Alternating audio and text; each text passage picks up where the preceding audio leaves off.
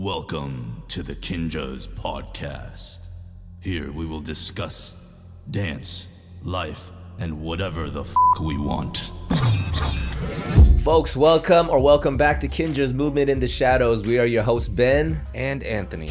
And today we got squad in the house. We have dancer, choreographer, artist, designer.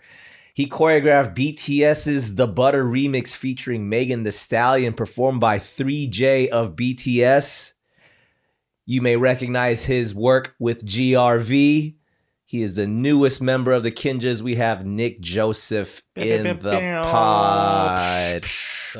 What up, Nick? Oh, that's a good looking tattoo you got there. Still healing, you know. That's the skin's bring that over here. Let me peeling and This is a little peely guy. oh wow. Is that your first tattoo? Second. Ooh, okay. Look at that, dude. When was that? When did you do that? That was pretty recent. This was maybe like 2 weeks ago. I think 2 weeks Okay. today now. Yeah. What'd your grandma say? Grandma, she was like, "Oh, it's nice. What'd your dad say? Oh, it's also nice." Oh, what he said, he was like, "Oh, you getting a tattoo? Like, what is this? Like the Yakuza? Or you guys are gangsters or what?" Like, no, we just dance, Dad. But you know, it's cool to have. Oh, He went straight to the Japanese I know, gang. we're a gang. He was just. I think Next thing he it's- was gonna say was triads. Let me guess.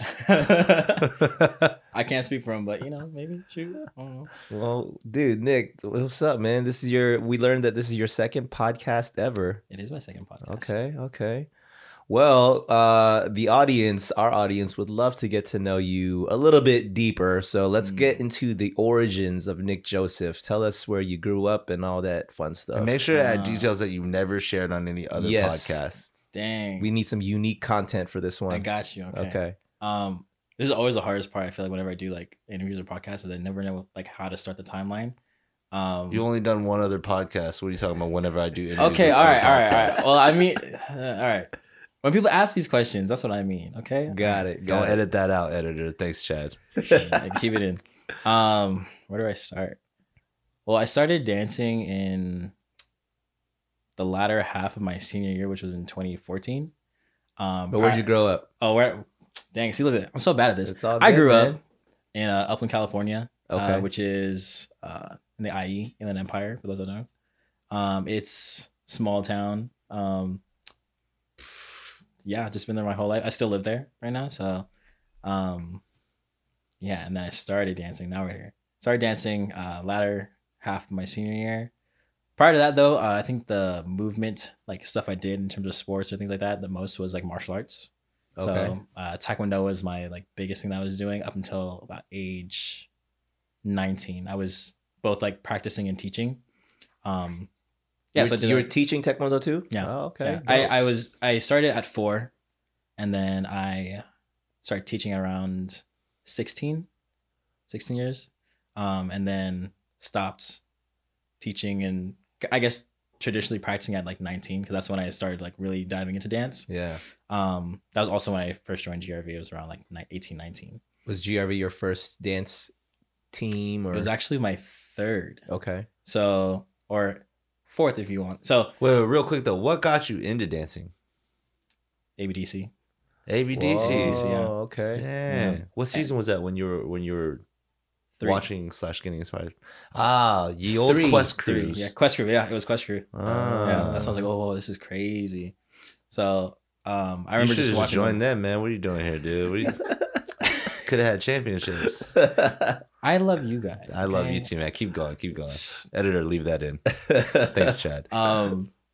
Yeah, so season 3 of ABDC is what got me into dance. I'd always been interested in it because I think it wasn't prior to that. It was after that. Even like when like the jerking movement was like a thing, that was also something I was really into. So I was always into dancing, but I never kind of considered myself a dancer. It was just like, oh, this is something that I can do, but it's not something that I completely like indulge in. So that kind of happened just latter half of my senior year. So the funny story is, I wasn't even gonna try out for my team, my like high school like dance team. My friends were like, "Oh, you should do it. You should do it. Like, just try it. You know, like we see you got moves. You know, you can do things. You know." There's this other guy that was on the team prior to. He was a senior. He was talking to me in my junior year, telling me to do it because I can trick. I can do all these flips and stuff. He's like, "Oh, we need that on the team." So it was already kind of a thought in my head to try. I just was really uncertain about it. But I had two other homies that were doing it, so we decided that okay, we're all three of us are gonna try and go for it. This is where I met my first like dance mentor and homie, still homies right now, John Carlo. He was on GRV at the time, and so he was a really big inspiration for me. And a lot of like I guess like Upland Boys that's the kind of dance like E-Man. We just talked about him. Yeah, so 2014 I auditioned, I made it. I competed with my high school team for the last half of my senior year. And then after graduating, I knew I still wanted to dance, but dance wasn't necessarily something I wanted to build a career in or do professionally. It was just like, oh, I like dancing. Like, this is fun. Something new I picked up, I guess later on in life, like 17. Yeah, 17. And then the second team I joined was a team at Cal State Fullerton, because I was going to Cal State Fullerton for school. And it was called Prime D. And I was only on for like a month because at this time, Gravy auditions also kind of came up and happened. And initially, I also wasn't going to try for Gravy. I was really trying to go for GRV. I don't think a lot of people know this, but I didn't make GRV my first time. I tried out and I failed. And then I decided to try it for Gravy because my homies were like, oh, hey, like Gravy is... You tried out and you didn't make it. I failed. Yeah, I didn't... Nice. Same, I like that. Same thing. How old were you at this point? I was 18. 18, yeah. So realistically, I only had like a year of dancing in, you know. But I was just like, oh, like why not, you know? So tried out, didn't make it the first time. I was on Prime D for a little bit, like a month or two. Grave auditions came up, and I knew my sister, she had started dancing too, so she wanted to go to the auditions. So I was really going to like learn the piece to help her out for Gravy. And then yeah, the homies again, they're like, oh dude, like you should try it, like just see what happens. Like you're still eligible, because it's the cutoff is like age 19, I think, is when you can like stop competing. And so still 18, I had like a few months to actually like learn, grow, and then if I was doing well, progressively make it to GRV. So I decided to try out, also made it there, and then I left Prime D to train with Gravy. And that's where a majority of my training is, with Gravy and GRV. I think I joined GRV in 2016. Yeah, 2016. So I was only on Gravy for like half a season. Half a season, made it to GRV, and I'm still there 6 years later. And what would you say, since you said the core of like your training was on Gravy and GRV, who were movers or style creators or whatever that you felt like you were naturally gravitating towards in terms of people that were teaching you? Oh, it was definitely like Bam, Han, Sora.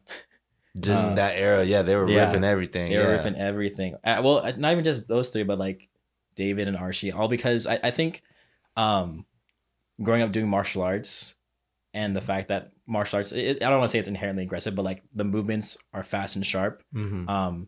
I still felt that edge when I was doing their choreography. So I think that's what attracted me the most, was the fact that all the power and speed that was necessary to move the way that we needed to move felt very natural, or it felt like I could get there by using what I already had in terms of my connections with how to use my body via martial arts. Got it. So yeah, those guys were the hitters that I was always looking up to. Yeah, they did amazing things for GRV during that time frame, for sure. You said you went to Cal State Fullerton? Yep. What were you studying? So I went in studying computer science, and I found in my second year that I was like, yo, this is really hard stuff that I don't know if I can actually do.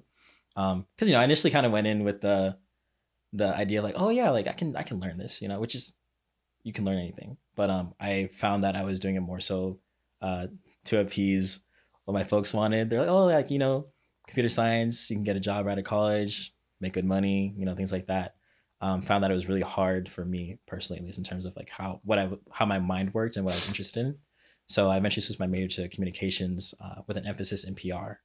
I don't use my degree like traditionally in terms of like working at a PR agency or anything like that, but I think I still kind of utilize the aspects of knowing how to create connections with an audience via just like doing stuff on my own, like trying to connect with my audience, or even if it's just like working with companies on my own if I'm not doing things with my manager that's gonna like liaison and things like that. So yeah, I think it still kind of comes into play. If you so now, I mean, dance is definitely a larger part of your life now. Have you decided like this is the route now? Dance is gonna be like the full on thing. I have decided, yes, yeah. So That's dance dope. is That's the full on thing right now. Thankfully, been blessed with a lot of opportunities, like pre you guys, and then even now with you guys. So, yeah, there's a lot of prospect in many different places. A lot of things that are happening, that kind of it's made it more feasible over the years. I think. I'm sure for a lot of people in 2020, I was really questioning it. That's when I was like, oh, maybe I should get a job with my degree. But I think one thing that really helped me was I took courses over that time, the pandemic, because everyone was dropping a course. Everyone was doing something that you could like learn from home. So I did like actual dance courses where we were learning choreography and creative process and things like that. But one program that really helped me a lot was Sora's. She went over like not even just the creative edge of like what dance as a career is, but also the financial aspects and the feasibility of it. And she didn't make it, but she like clarified how feasible it was to make dance a career, without going the traditional route of like, oh, I have to be a traveling choreographer. You know, I have to be working with artists. I have to be doing these things. Even though I've gotten to do those things, like she revealed just avenues that were still very just plausible and clear to be like, oh, I can still make this a career.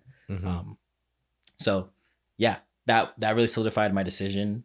And then after that, some things happened. I was like, oh, okay, this is kind of going well for me as I'm like giving it my all. So was you spent about 5 or 6 months in Korea, right? Yes. Was that kind of one of the first larger sort of opportunities that you got to work in that space professionally? Yeah. Well, I guess prior to that, like the first larger ones were just like teaching internationally. So my first trip was to China. I went to China like 4 times in like the span of like 2 years, I think. And then I got to go to Korea before my 5 to 6 month stay, just to teach like a smaller like backup dancing team.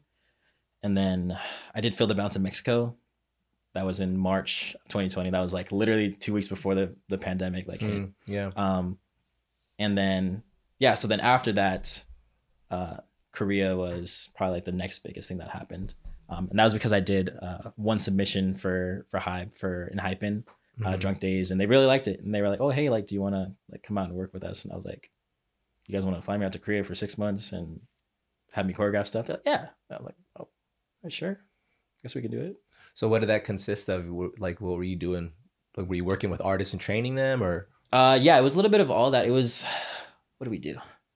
They needed a lot of like assistance with their end of the year shows. So every year, all the K-pop groups like do end of the year shows where they're you're the cats.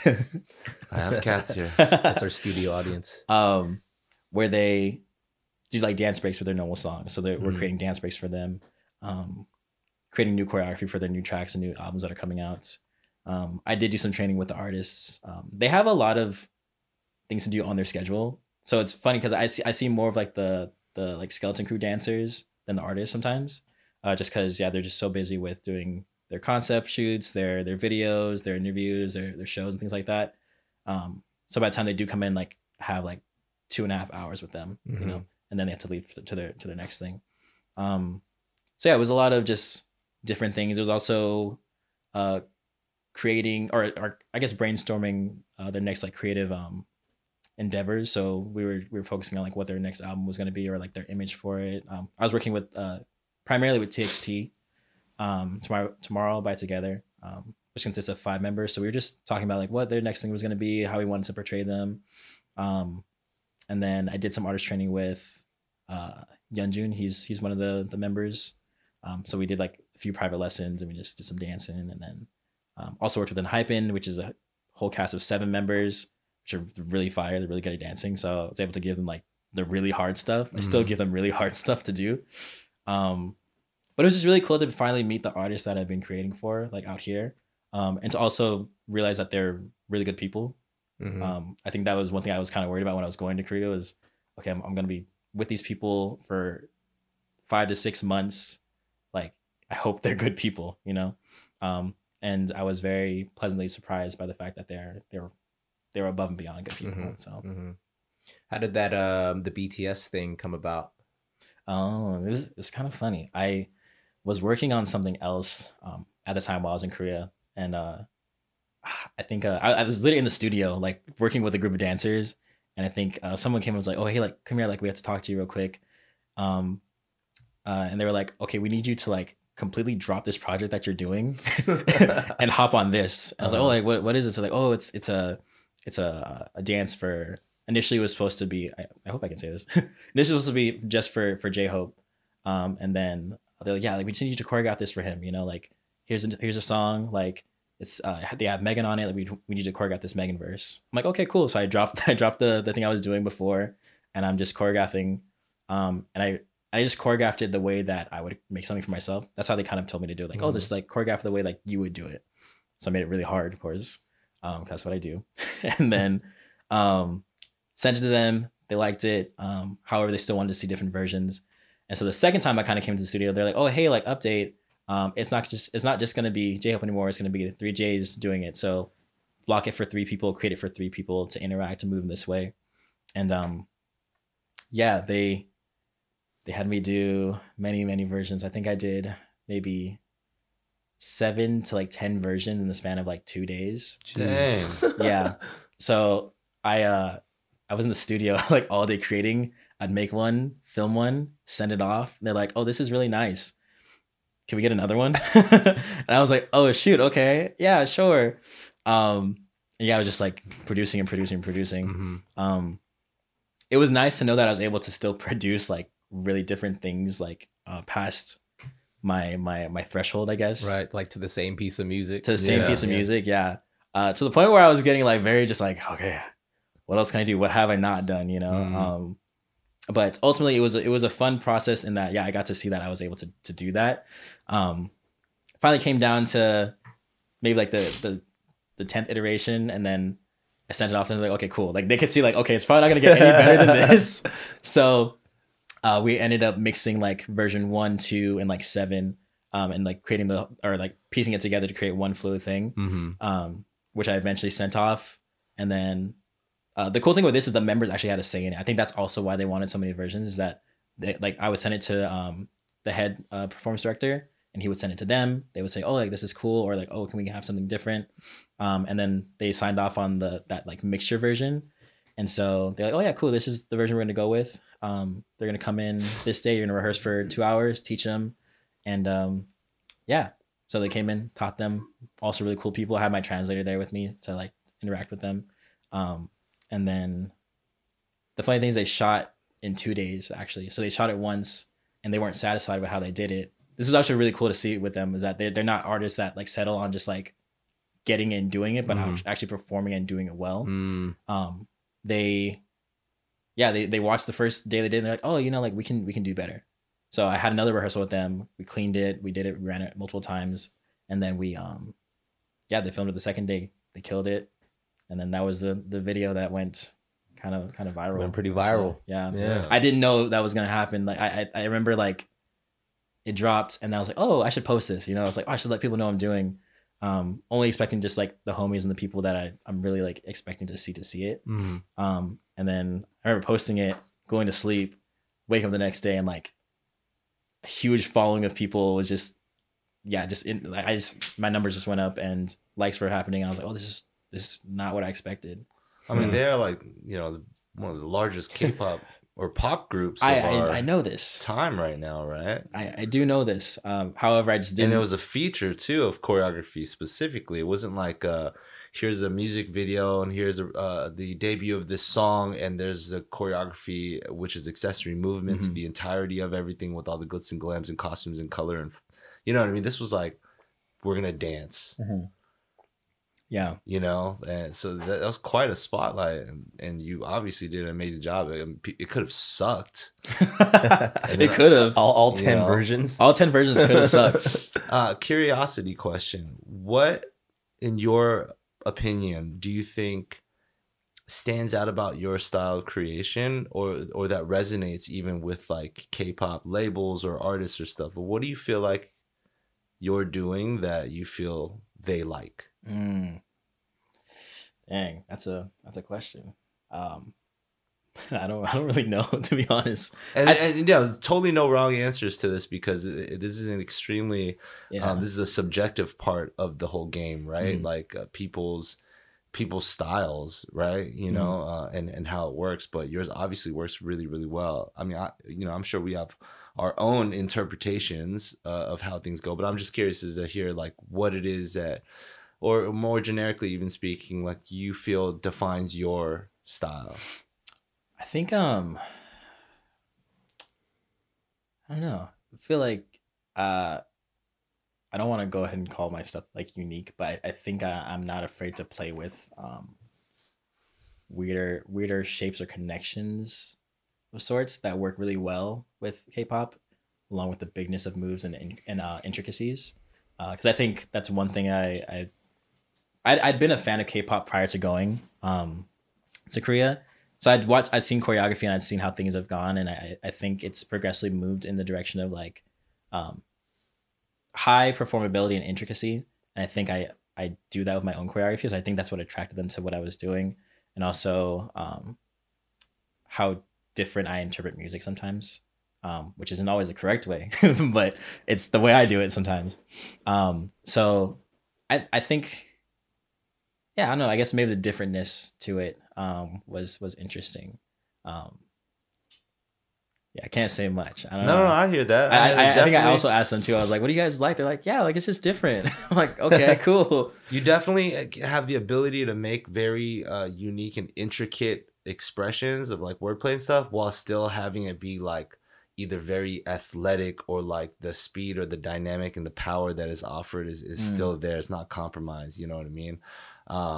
Like if I go intricate, I might be too intricate for like 4/8 counts, and then it'd be like, oh, that's a really soft piece, but that's what makes it cool. It's soft. I'm like, sometimes I'm like, soft. I'm not always trying to be called soft, you know. But no, what I see that you're capable of being able to, you know, bring out too is that years of taekwondo as well. You know, there's like there's a specific athleticism. There's definitely a practice of even lines.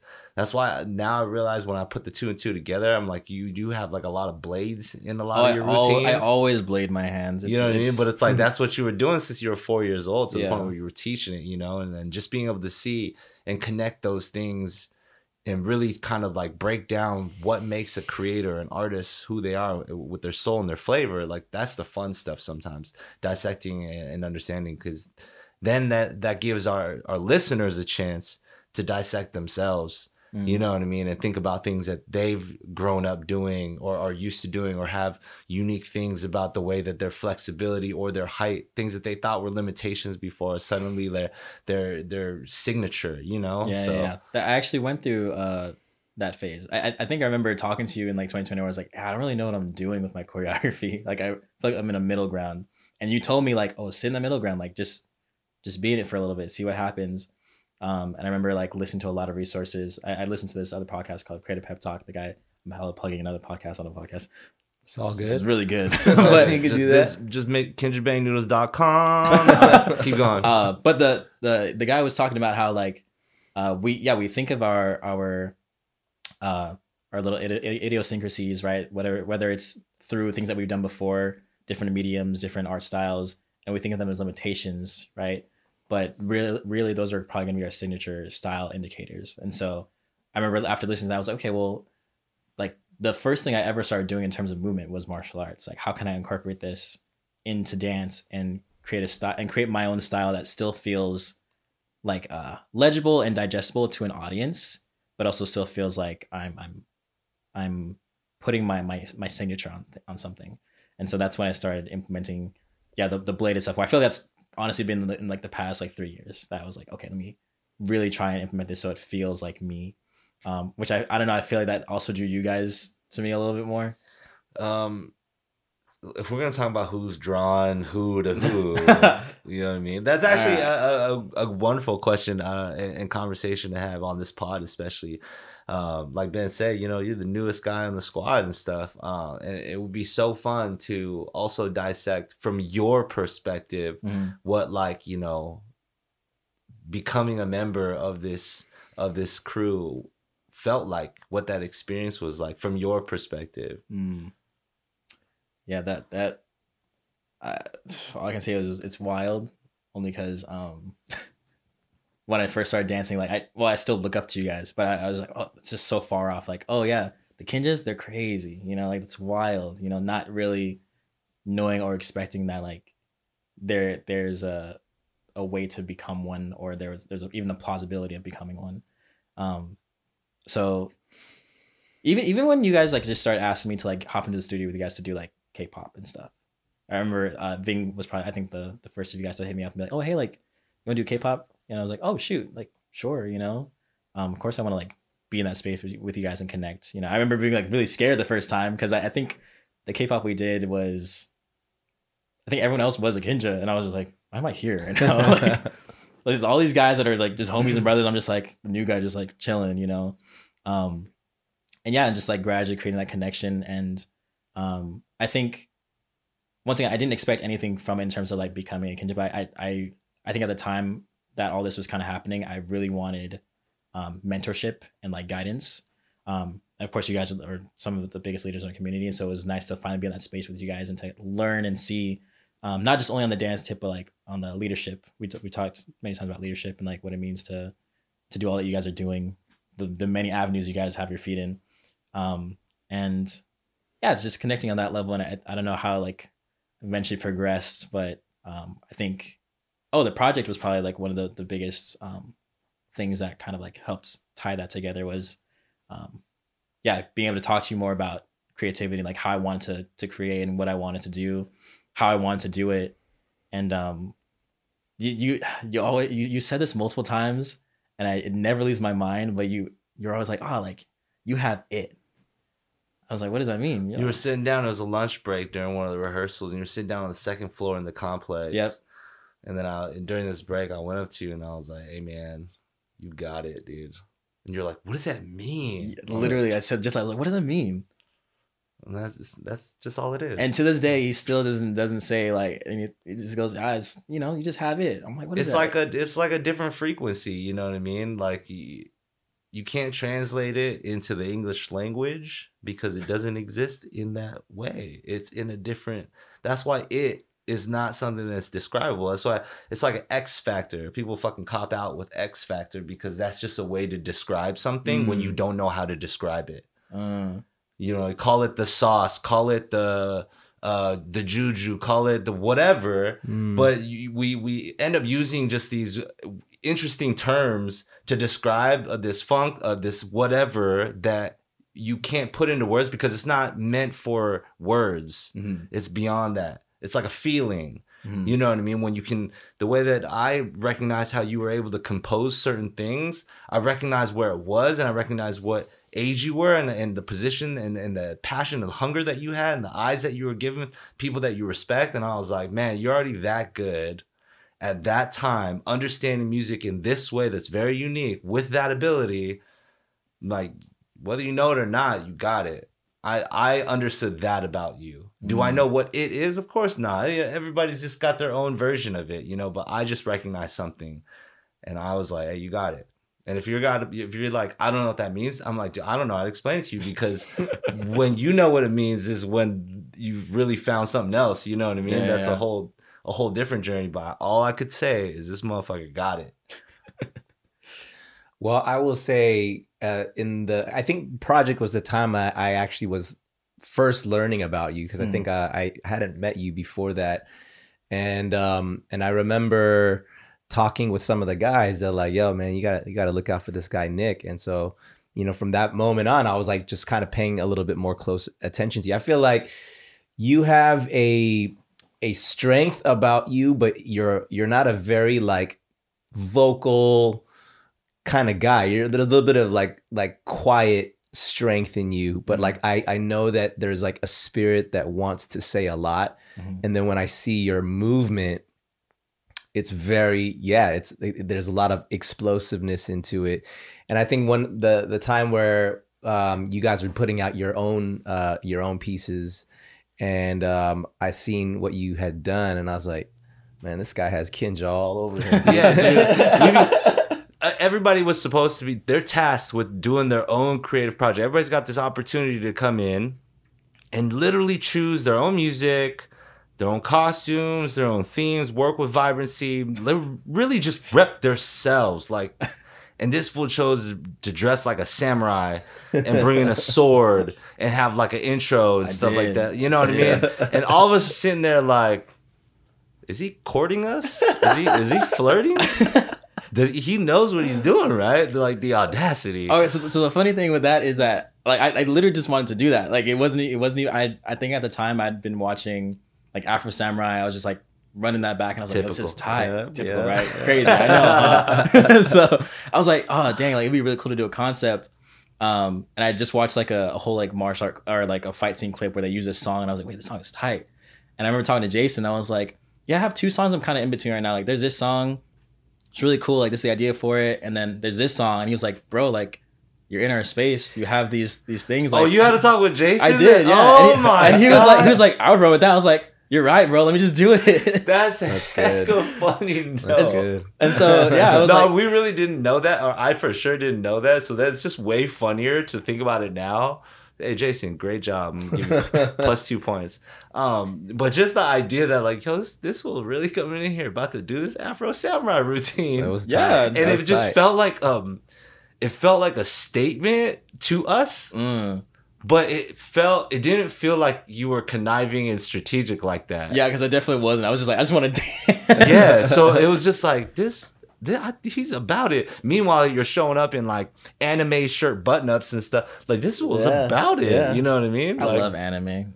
In case no one really knows, but I He's think in, everyone he's knows. in martial arts when he's 4 years old. That's why I said, like, you know, are we drawn to you or are you drawn to us, my friend? There's You know? a little Yeah, synergy here. yeah, going on. little laws of attractions are in play, but Yeah, that's good. it was a very powerful moment. I gotta say, I'm glad that we get to recall and talk about this because this dude really showed up and did a Afro Samurai like concept at the complex during this where everybody did their own thing. It was just this. Yeah. I gotta give you props, man. It was Well, good. yeah, I mean, now that we're already kind of there, I mean, it's fun to like.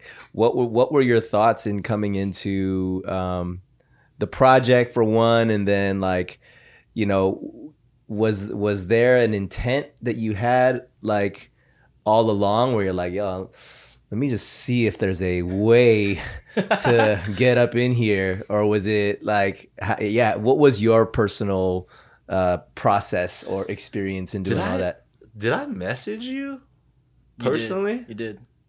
No, you saw me at K-pop and you talked to me. You're like, oh, so like we're doing the project stuff. Like, you trying to like apply? And I was like, I don't really know. Like, and I was definitely, oh yeah, I'm definitely like gonna apply. You I know? feel like he was a little on the fence. He was or playing it safe, playing a cool guy. You know what I mean? Right. But I remember being like, dude, like application's been out for a minute. This one hasn't applied yet. I'm like, I think I applied like the second to last day. yeah, too. I was like, man, I hope this guy applies because This you is know fun. here's the other context too. I'll be randomly asking fools from time to time, just you know like, yo, who's the next Kinja? Like, who you think's blah blah, right? Just throwing it out there, just having fun with just the spaces that other individuals may be in and are privy to, right? And then I remember one time we was talking about that topic with Bam. He's like, yo, Bam, hey man, who are people we need to look out for? And then he's like, hey, you heard of this dude Nick Joseph? So this is obviously a while back, and I rarely. There's times where people are like, yo, you heard about this person? I'll be like, yo, let me check them out, and I'll check them out. I don't always follow right away. Actually, it's very rare that I do that. I definitely get some recommendations of really talented people, but it doesn't necessarily mean I feel like I should follow them. It's got to speak to me personally. You know what I mean? And I ain't no gatekeeper or nothing. I just wanted to I want to like it. And he showed me you, and I was like, oh shit. And I followed you. And I did a whole stock. You know, when you go back on the videos. And then I had to do the whole yo, Mike, check this fool out. You know, you start showing other people and stuff like that. So I was kind of on your nuts, low key, you know? So when you was kind of on the fence and didn't apply, part of me was like, dude, I don't got it. Am I off? So it was actually for me personally, again, to share in this vulnerable moment, a big deal that you came out and eventually applied, because that was something that I was hoping would happen. I was just nervous, bro. I was intimidated when you talked to me because I was like, I don't think we'd ever had a conversation in person. I think that was the first time that I actually like met you, and then the first thing you said is like, oh yeah, so we're doing this thing, like you gonna do it? And I was like, I don't know, yeah, maybe, you know. But to answer the previous question, I didn't have any. My only intention with joining the project was to find myself creatively, because I was heavily in that like pocket of like, dang, I don't really know what I'm doing with dance right now. I don't know like how I'm moving, how I'm choreographing, what I want to do. So yeah, I came into the project with that idea of like just getting some guidance, you know, and like leaning into like the things I've been wanting to do. So like the whole like anime concept was like, oh, okay, I've always wanted to do something like this, you know, why not do it here? So it's like purely learning, observing, and then expressing, and then yeah, I didn't know it resonated with y'all like that. I was just like, oh, this is cool, this is fun, you know. And then yeah, no, it was just good flirting to me personally. Considering the context I just gave you about like, you know, the joy and excitement about having, you know, such talented prospects in our space and sharing this brand new space, this facility we had just put together. We're like, we need to put movers in here, you know what I mean? And it's just like, you know, for us too, we was at a time where we're like, hey, we're kind of getting older, aren't we?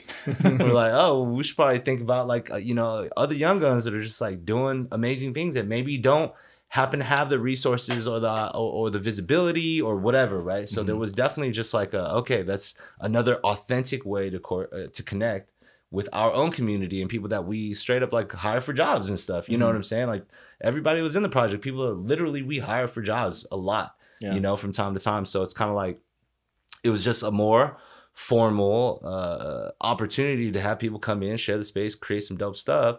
So it's definitely like, to me, that's one of my favorite, rest in peace, freaking Complex, but that was one of my favorite things we ever got a chance to do in there of all the few things we did, because artistry aside in that one small significant time, like I think about the relationships that like truly got a chance to be built there, the bridges that were really formed in those moments, even for people like Ben being able to just like be like, okay, I'm in this space, you're in this space. Now there's a reason to build a connection. There's a foundation to go off of, you know what I'm saying? And it's like, that was all it was really about. Nobody knew any preconceived notions of where something was supposed to go. We just knew that if we pull people in the spot, people that we like vibe with, or we co-sign in some way, shape, or form, or whatever, something cool might happen. You know what I'm saying? And no matter all the hardship that followed thereafter, like literally the most valuable thing that could have come out of that space wasn't the content created alone, because the immortality of that is more priceless than anybody can even like truly perceive. But it was those bridges that were built, you know, and that are still standing really, really strong today. Yes, sir. Yep. Well, I mean, you're the newest member here at Kinjaz. You're still active with GRV.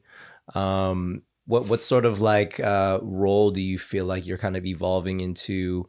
Not even in those two spaces, but kind of, as you said, you did the project to kind of find yourself creatively. You know, you are now officially a brother of Kinjaz, but like you're also a leader figure in GRV. So where are you at now currently in your personal Nick Joseph present state? And Nick backwards is Kin, by the way. Ooh, There's stuff that Kin Joseph. You can't write this stuff. You can't write this stuff. It just happens, man. Dang, quite the question. I think I feel like ever since I came back from Korea, I've been asking myself the question, like, where am I now? Like, what do I want to do? Like, what kind of roles do I want to play? And I'm still trying to find the rhythm and balance, because I think I want to do a lot. I want to be a lot of things post the Korea stuff, and like knowing that I was capable of a lot. So currently, right, my title like on GRV is like I'm choreographer. But nowadays I'm given a lot of creative liberty, so kind of creatively directing things. And then even on my own, when I do my own projects, I'm creative directing my projects. I'm thinking about what I want to portray on film or on stage, more deeply than just the moves, but also a feeling and an air. And so I think I guess my ultimate goal, I love choreography, I love making stuff, but I also love like creating a vision. So I think that's kind of where I've been like leaning into and falling into very naturally because that's just what I'm drawn to. And yeah, Like okay. what your current like passions or focuses are.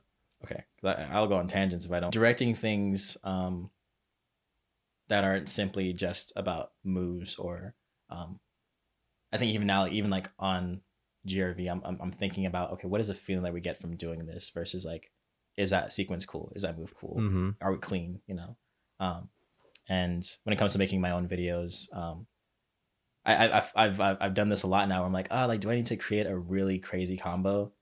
No, we can do something where the visual looks like this, where the composition of the shot looks like this, and I'll talk to like whoever's filming, like John Kim, I'll be like, hey, like, what do you think about this? He'll give me his feedback.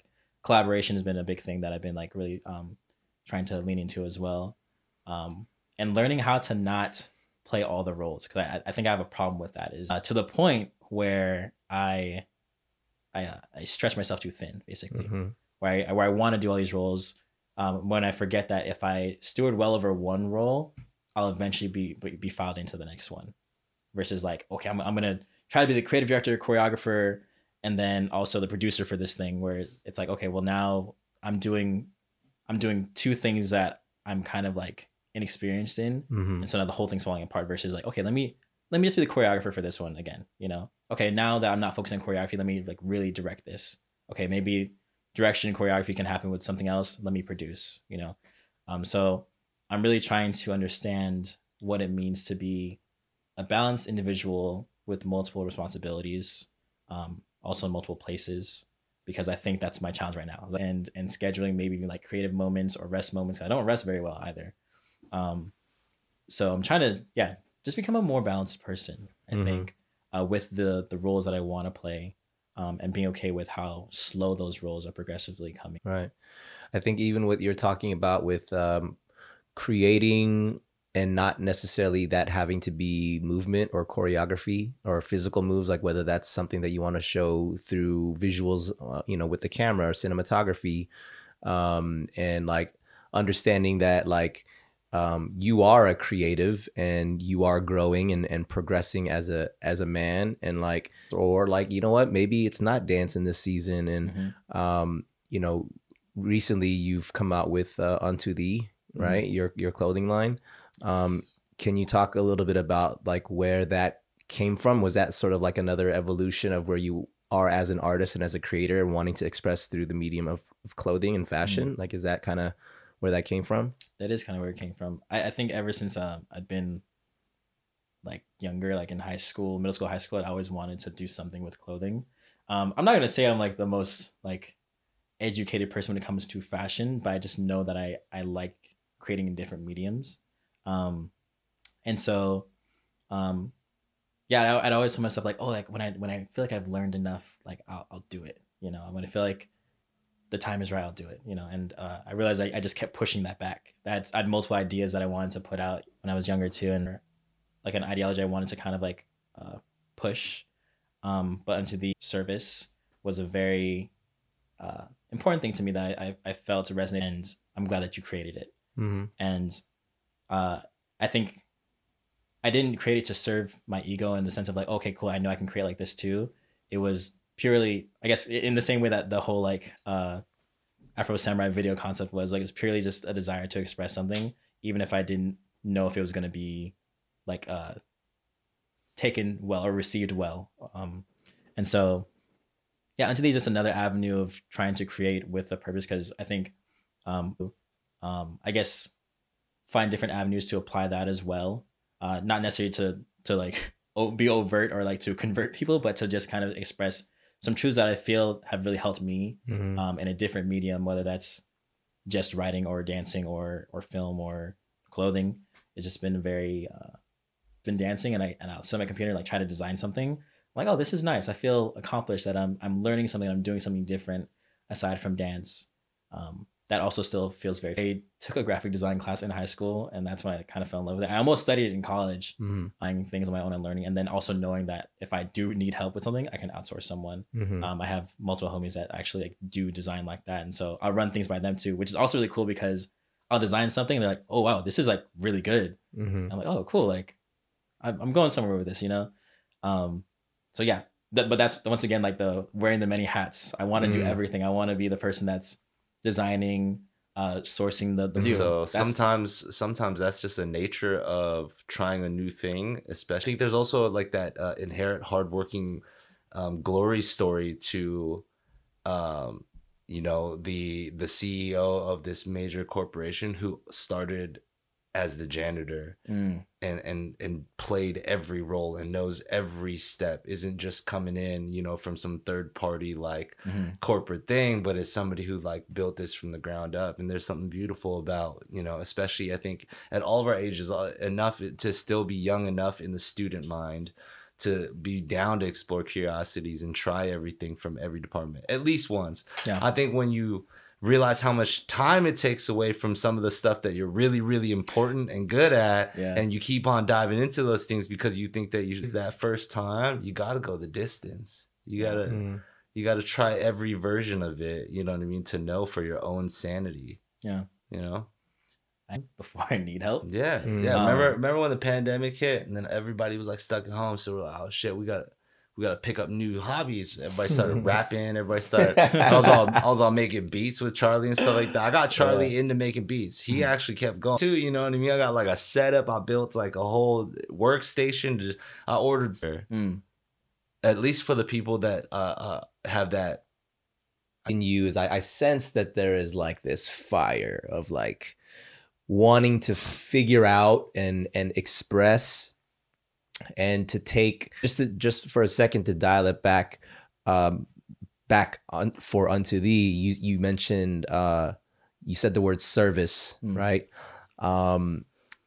For whatever reason, somebody who's so ambitious and so wanting to like just go for the gusto for yourself, who has that kind of energy, and you mentioned your faith and things like that.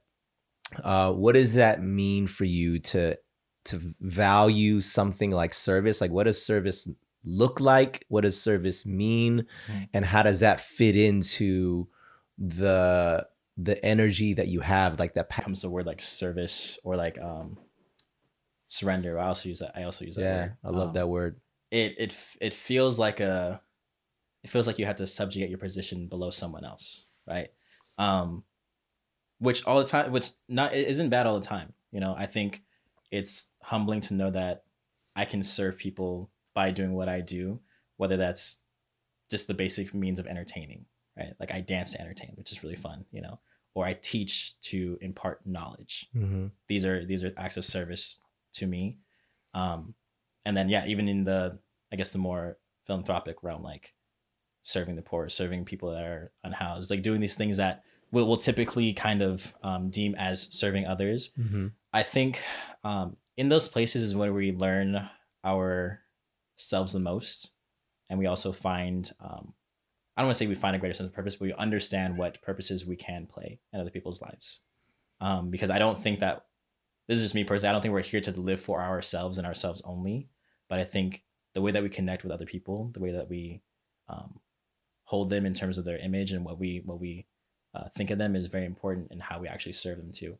And I think the way that we serve them is an expression of how we kind of deem people's worth. And so to me, it's serving is an everyone thing, regardless of differences we may have or similarities. And so when it comes to, I guess that in conjunction with the ambitions and goals, I think it's understanding that all things take time and not all things are going to be as grand as you think. Sometimes, you know, you do have to be that janitor, you know, as you're doing things. You do have to be that person that doesn't have an input in something just yet, you know. But understand you have a role to play, and that whatever your role is so long as you do that role to the fullest, without the idea of gaining something, I guess, what's the word, transactionally, the things that you want to do and things that you're made for will come into play. So that's how I kind of deem the whole service aspect is this, I don't want to say paying your dues because that feels very transactional still, but like, yeah, just this notion of knowing that there's a humbling, I guess, atmosphere that comes with that. Knowing that, once again, the things that you do affect others. And if you do it with the right intentions, they can affect others in a very positive way.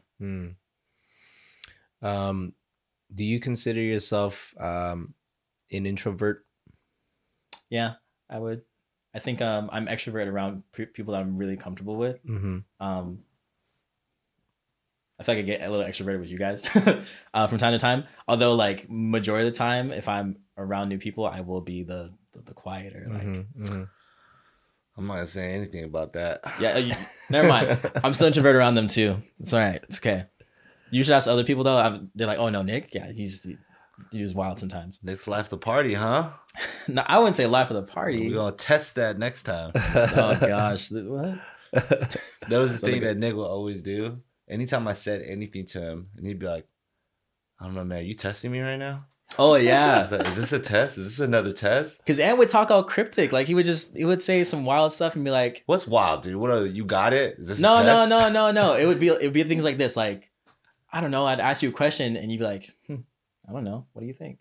And you just walk off. And I'd be like, wait, was that a test? And he's like, I don't know. Was it a test?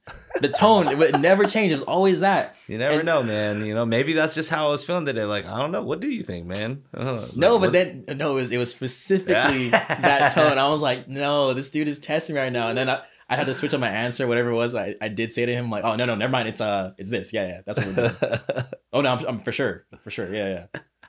Most often it is a test. So. That's what I figured out. Most often it is a test with no answers. Yeah, there's no Scantron. Exactly. There's no award at the end. There's no grade either. No, it's just a blank test. Whatever you make of it. But I had to explain my answer still too, which is wild. Even though you're not gonna like. There is always a right answer, but I mean that's. And this is how he also used to get me too, where I'm like, dang it, there's a right answer, but there's no right answer. What am I gonna do? So I just stay silent. That's always smart to do. Just stay silent. But the reason I asked about the introvert thing, not to talk about whether you're outgoing or shy. I think I'm curious as to how you energize yourself. Like, what do you do for yourself to, regain your energy? Man, what do I do? Yeah. Plus, you mentioned earlier that like you're in a little bit of a season where you're like burnt out and stuff too. Like, what are things that you're doing to recuperate, Nick Joseph? Well, one thing I haven't really done this, but something I really want to implement is just time blocking and scheduling myself better. Because I don't sleep very well. Like I'm the kind of person where if I have something to do, I'll do it late at night, because that's like that's probably the most free time I have in terms of like not having to go to rehearsals or be with family. So it's very that time frame is usually when I'll do things. But then I go to bed like super late. I'll wake up super late. The days like it just cycles. I'm familiar with you waking up very late and not responding to morning texts. Yes, you text me at like 8 a.m. and I wake up at like 11 or 12, and then you double text me like, "Oh, I'm sorry, bro. I just woke up." This isn't about me, but yeah, thank you for addressing that publicly, because I just wanted to make sure I wasn't going crazy. I don't want to be that nagging girlfriend. That's like, hey, why isn't he texting me? Our girlfriend's, well, she doesn't nag me like that, but she'll be like, dang, yeah, you do wake up late. You gotta get up, dude. So that's one thing I'm trying to do, is like schedule things so I can actually have time in the day. But in terms of like actively like resting, when I did rest well, I would take time to just like go to a coffee shop, read, go to a park and journal. These are very like basic things to do, but I feel like they work. For sure. Sleep, take naps. And then most recently, I got a membership to the Huntington Library. I love the place. It's a place in Pasadena. Yeah. So if I have the time, like I try to go. I think the time before my most recent time, I took my family because I was just like, oh, like, I'm here today. I kind of want to rest. Like, let's go like walk around the gardens. So I enjoy walks too.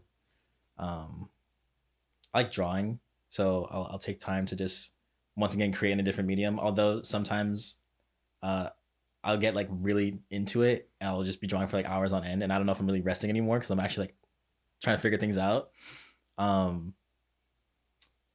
Yeah, I feel like that's a lot of it. Watching movies, films, music,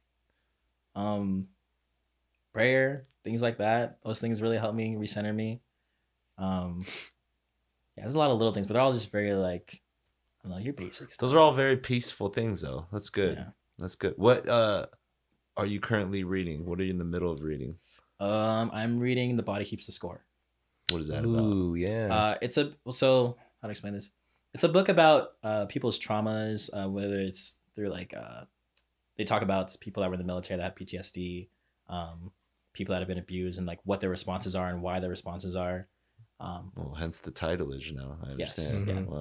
and how the body basically will maintain things subconsciously and release them at times that you're not like you don't really understand why. Like I think the reason why I got into the book was Andy Mineo was talking about on his podcast, and how there was one day where he just started crying and he didn't have a reason for it, and he read the book, and then the book kind of like talked about how your body will keep things in it to the point where it can't keep it anymore, and it will just happen randomly where you'll have responses like that. And so I was like, oh, this is very interesting. Not that I haven't gone through responses like that, but I've seen stuff like that through like breathing exercises. Yeah. Where the body just starts to release crazy emotions and stuff like that. They do it in like fighting classes and whatnot. Yeah, I've seen yeah. this online. Yeah. That's crazy. And what was, if you don't mind my asking, what was your last journal entry about? my last journal entry. I think it was about like trying to find more direction, probably. Yeah, my journal entries are also like written prayers too, so like I actually like talk to God as I'm like writing, and so they're like, yeah, there's a lot of just like request and hope for guidance and direction, but also knowing that sometimes in those like middle grounds and in like middle seasons, that's like when you have the most time to explore. So like that whole like idea of knowing where to go isn't necessarily where I need to be sometimes, and sometimes it is just enjoying the exploration and just going, okay, cool, like I'll sit in this middle space, and I'll just kind of trust that things will kind of work out the way they need to work out. Yeah, I think that's really important. How old are you? 25. 25. Yeah, man, like, I mean, dude, you're still so young, but like, you're at a place where you're very aware of like what you need to do for yourself to be healthy overall.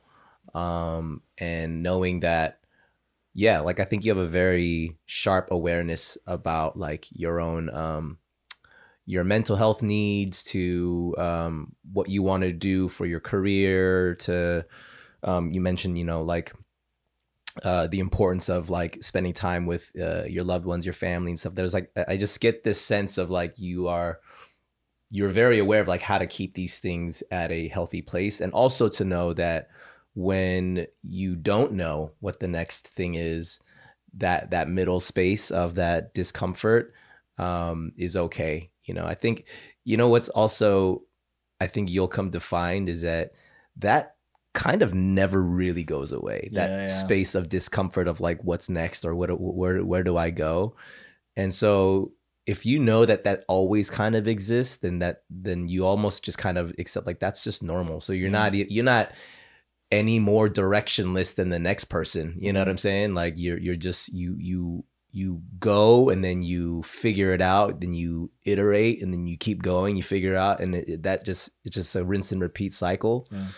And but yeah, doing things like journaling, like I'm the same. Like when I journal, it's like I'm just talking to God. It's like a written out prayer, and like so yeah, I think that stuff is really healthy to know that like that's just what's gonna always be there. But for you to continue those routines for yourself, I think is it's good, man. Especially like at 25, I don't think I was really conscious of that stuff at that age. So that's really good. As far as like like you said, you're exploring, you're trying to find out your creative limits to things that you're good at, and like things that you want to kind of build for yourself. And I think you're at your you're on the up and up right now, and even at that, like, yeah, you mentioned burnout and things like that. I think we all build our sort of empires, whatever that means, right? Big or small, whether that's for you, whether that's for a grander, purpose. I think just from the sense that I get from you, I think you are a very intentional person. You don't just do things just 'cause, and you want to make sure that like, why you're going to do something, and all to build whatever that is for yourself. So the concept of success, right? Like building your kingdoms, whatever that is. How do you define what success is? Success. I guess like simply put, success to me personally is am I fulfilling the purpose that I think I'm called to? So it's not necessarily like am I making so much money or am I like stable? Although that is like something I still want. Yeah. But it's more so on the tip of like, am I fulfilling the call that I think that I've been made for, essentially? And I think what I found with dance specifically was like this is like the lane currently at this moment that I feel like I'm doing that, and I have this philosophy that like calling and purpose are still very different. A purpose is kind of an overarching thing, and a calling is kind of the means and medium in which you do them. I think that calling can always change, but I think in terms of my success, as long as I'm adhering to that purpose, and then whatever calling I kind of like need to fluctuate in between or stick to, I'll be successful per se. Because yeah, I don't know. I've never been the type that like quantifies success. It's more of a qualitative thing for me. Quality of life, who I'm living life with, how I'm living life, and what that means for others too. Because I think once again, like I don't think that life is just for me to live on my own or for just myself, but for the people around me, in a healthy way too. Not just like, oh, I have to like do things for other people and like, I guess, pander for other people, but to actively, yeah, once again, serve and be like, okay, this feels like I'm doing what I need to do. This feels like I'm filling the role or responsibilities of where I'm at. You know, if it's here, like whatever you guys need me to do, you know, whatever roles I can play for you guys, you know, if it's at home with family, like whatever, if I just need to be good son, good brother, you know, good grandson, these things, making sure that if I'm doing those things well, you know, and sometimes I'm not doing them well, you know, but if I'm gradually striving to do them well, I think that's me being successful over, I guess, yeah, the more material definition of success. Yeah, that's good, man. I love that. Well, we're gonna have some fun with you, bro. We're gonna toss a lightning round at you. Lightning round. Okay. So you gotta come quick, fast. Oh no. Here we go. Lightning. Being too slow. 3, 2, 1. What's your favorite snack? Ooh. Damn. Wrong. Take a swig. Oh no. I really like. Oh, the nerd clusters. There we go. Oh, those are good. Yeah, Nerd I love those. clusters. I've never There it is. had. What's your favorite current anime? Oh, current anime. Damn, there's so many that I like. My all time is Death Note. It's my all time. It's a good one. Yeah, man. it never moves from the top of the list. It's a good one. What's your favorite Naruto character and why? Ooh, I have two. Sasuke and Minato. Sasuke because he's, I don't know, the fool's just cool. It was tight. The Sharingan, like, he's just tight. It's a Like, good Yeah, reason. he's tight, Yeah. definitely. and then yeah, Minato. I don't know. It's like he's Naruto's dad, but He's also tight. he's man. also freaking tight. Yellow Like, Flash, I dude. liked fast characters. I don't know. I think that's also probably why I moved the way I do. I like fast characters. Ah, Yeah. okay. Well, that's a good okay. one. Who are you though in the Naruto? People have told me I'm universe? Kakashi. You're Kakashi. That's what people tell me. Interesting. Yeah. They say, oh, you have like the aloof vibe, but like, you know, you're low key, but you got it, you know? And I'm like, oh. Oh, people say that to you. I huh? could So you see got it. that. I could see that. They say things like that. All right. Who is your childhood hero? Childhood hero. Wow. Dang, did I have? I didn't really have a childhood hero. I had inspirations, I guess, but I guess I just really looked up to my parents. So That's yeah, great heroes. That's pretty cute. yeah. they came from. My parents weren't born here. My mom was from Jamaica. My dad's from another small island called Dominica, which is not the Dominican Republic.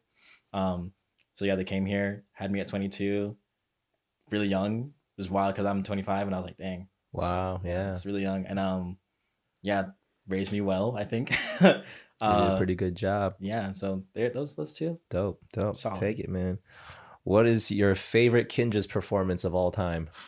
Ooh, I don't have any favorites. No, I'm just kidding. They all Like, kinda I don't suck. have any. I really liked. This is the Respect All Fear None one, which is the one in China. You guys did Humble, and then Kill Any Clothes With Better. Watch Yourself. Yeah. What's your least favorite Kinja's performance? Least favorite, whichever ones I choreographed for, dude. Those ones are not cool because of me. I'm just kidding. Those are stacking up.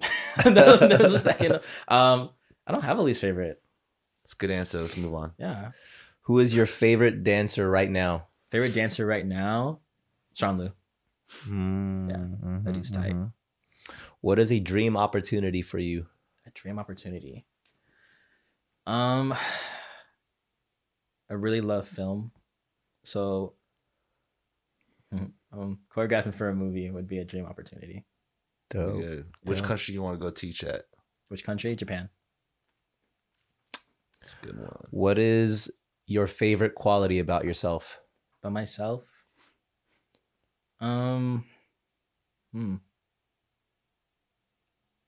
That's a rapid fire question. That's crazy. It's getting slower. This is really slow now. We're getting deeper. I'm patient. I'm very patient. What is your proudest moment? Proudest moment. This sounds like a cop out, but like, I think sometimes I'm so, like, I don't want to say pessimistic, but I don't look at my achievements and go, dang, I really did that. I'm very like, oh, I could have done better, or this is good. I don't want to get a big head off of it. So to be honest, I don't really know if I have like a very proud moment. When was the last time you felt proud? Felt proud?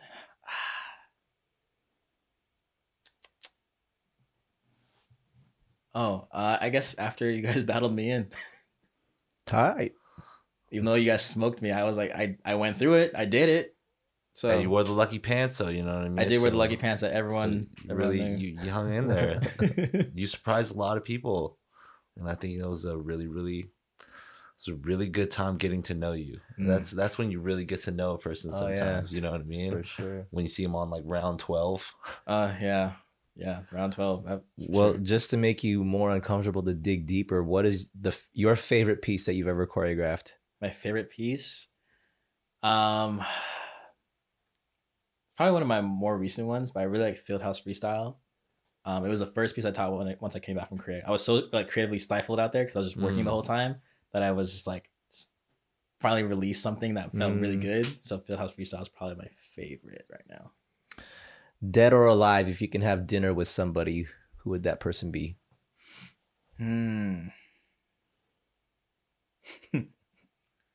I don't know, Jesus. That's a pretty good one. That's a pretty good one. Yeah. Pretty good. You're gonna play this one a little bit differently. If you were your 80-year-old self and you can travel back in time to talk to yourself now, what do you think your 80-year-old self would tell you? A piece of advice. To get a real job. Something like that, probably. Like, dude, it's not that nice out here. What would he tell me? Probably to do it in a Jamaican accent though. No, bro, I'm just gonna develop a Jamaican accent. Oh my gosh, like I'm from there. Just he'd probably tell me like not to take my pursuit of excellence so seriously. Yeah, that is extremely profound considering. Well, you better do something about that. You know what I mean? Your 80-year-old self already knows the answer, dude. Yeah, it's probably gonna be it. Yeah. That is pretty profound there. I like that. So Bruce Lee has this quote.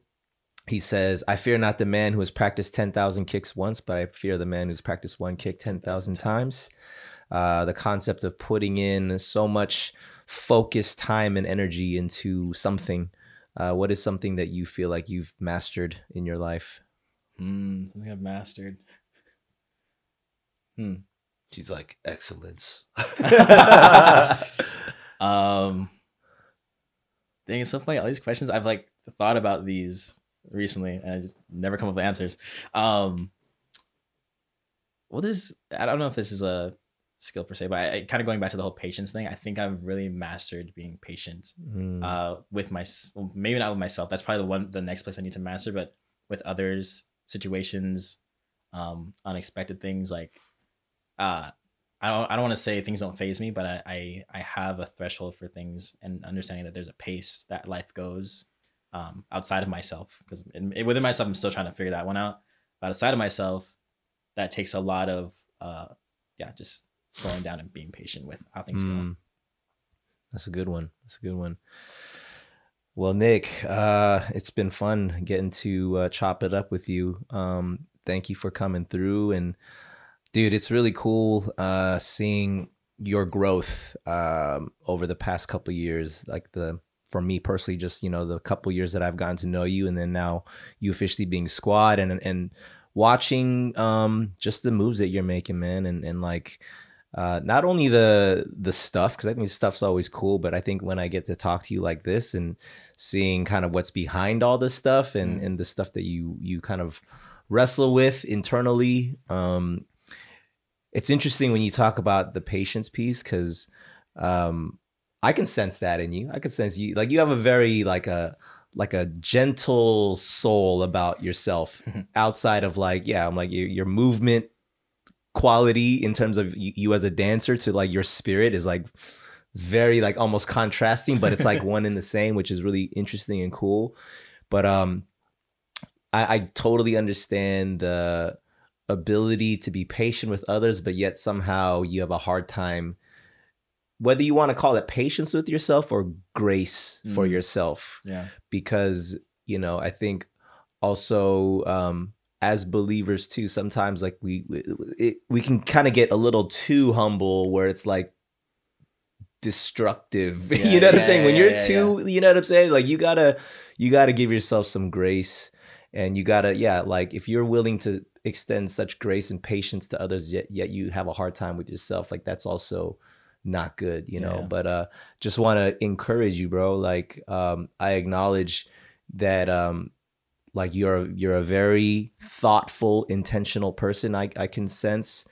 And I think what you're doing, I mean, right now you are, in my mind, like you are like the mover of today. You know what I'm saying? Like you are of a generation that I'm like, yep, that's like Nick is of this current generation, and he's only going to progress further. And I know that there are people who are your peers and people who are younger than you that are looking up to you. And I know that, like, I'm pretty confident that like the leader that I can see you developing into is somebody that people are going to really want to follow, not just like be inspired by your artistry, but like they're going to want to follow your outlook on life. And like there's a lot of wisdom in you, and if I can affirm something, like just be confident in what you have as a man right now, but like who you will develop into becoming. Even I'm excited to see Nick in 10 years. Like I already know that there's going to be so much that you're going to have grown in, and you're going to have inspired like a whole other generation. And it's really cool to see like kind of the beginnings of that. So just want to give you your flowers, bro. Oh, thank you.